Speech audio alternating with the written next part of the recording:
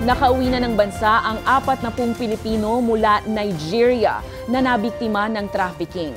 Isiniwalat naman ng Interagency Council Against Trafficking na maging sa instant messaging at social media apps na Telegram ay talamak na rin ang illegal recruiters. Ang balitang A to Z ni Naomi Almohan. Ligtas na nakauwi ng Pilipinas ngayong Lunes, August 18, ang 40 Pilipinong biktima ng human trafficking sa Nigeria.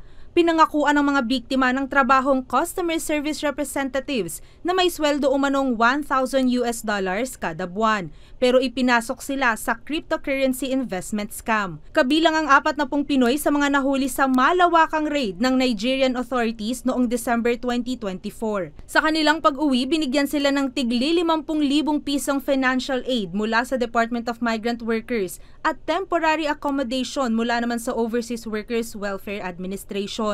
Nagbabala ngayon ang Interagency Council Against Trafficking o IACAT laban sa illegal recruiters na ginagamit ang social media platforms para makapangbiktima ng mga Pilipinong gipit o di kaya naman ay desperado. Kung dati talamak sa Facebook ayon sa task force, lumipat na ngayon ang modus sa Telegram. Pinapangakuan ang mga biktima ng magandang trabaho sa Myanmar, Cambodia at Laos pero sa scam hubs ang kanilang bagsak, kung saan may kota pa nga na 3 kliyente araw-araw.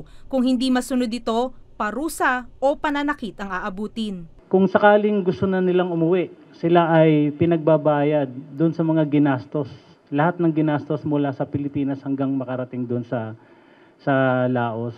Ang payo ng DMW, tingnan sa website ng ahensya ang mga agency na lihitimo at yung mga kanselado at delisted na ang lisensya. I-verify din kung existing ang company na nakatakdang pasukan. Huwag makikipagtransaksyon o magbayad sa labas ng recruitment agency at ang pinakaimportanteng paalala ng ahensya. If it's too good to be true, alam natin yung kasunod doon, di ba? It probably isn't. High yung salary, ang daming mga benefits. No? Pag-isip-isipan natin. Mahigpit na ring binabantayan ng mga ahensya ang mga illegal exit point gaya ng mga pantalan. Kabilang ang 36 sa Palawan, 29 sa Tawi-Tawi, 22 sa Zamboanga at 7 sa Sulu. Lalo na po dyan sa parting Bungaw, Tawi-Tawi, in-upgrade na po namin ang status niyan. So deploy na po kami ng mga additional na mga personnel. Tiniyak ng Interagency Council na magpapatuloy ang pagpapauwi sa mga Pinoy na nangangailangan.